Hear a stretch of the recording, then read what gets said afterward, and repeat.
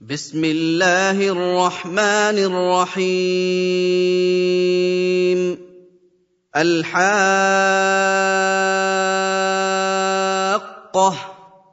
ما الحاقة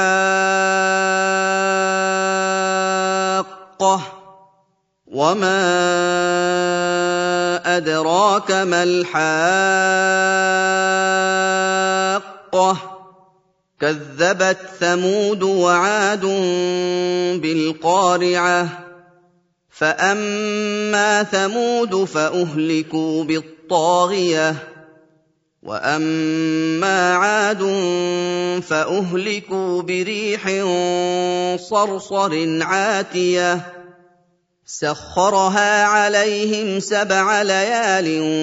و8 أيام حسوما فترى القوم فيها صرعى كأنهم أعجاز نخل خاوية فهل ترى لهم من باقية وجاء فرعون ومن قبله والمؤتفكات بالخاطئة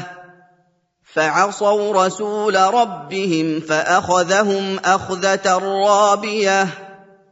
إنا لما طغى الماء حملناكم في الجارية لنجعلها لكم تذكرة وتعيها أذن واعية فإذا نفخ في الصور نفخة واحدة وحملت الأرض والجبال فدكتا دكة واحدة فيومئذ وقعت الواقعة وانشقت السماء فهي يومئذ واهية والملك على أرجائها ويحمل عرش ربك فوقهم يومئذ 8 يومئذ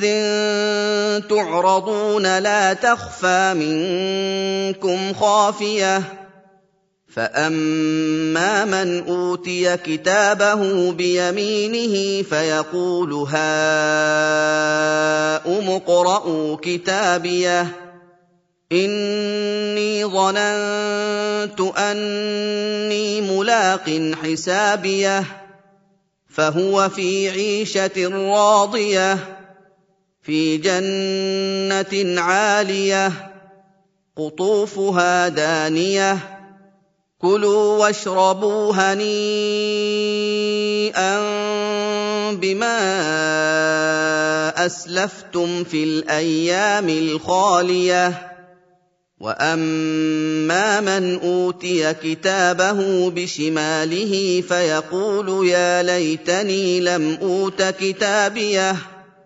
ولم أدر ما حسابيه يا ليتها كانت القاضية ما أغنى عني ماليه هلك عني سلطانيه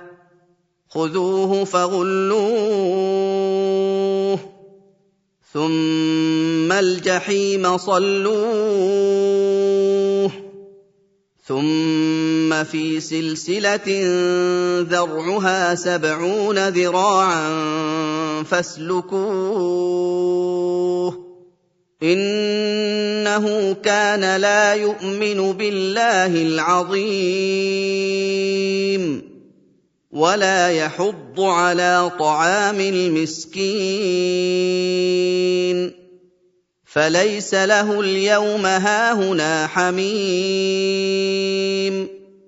ولا طعام إلا من غسلين لا يأكله إلا الخاطئون فلا أقسم بما تبصرون وما لا تبصرون وَإِنَّهُ لَقَوْلُ رَسُولٍ كَرِيمٍ وَمَا هُوَ بِقَوْلِ شَاعِرٍ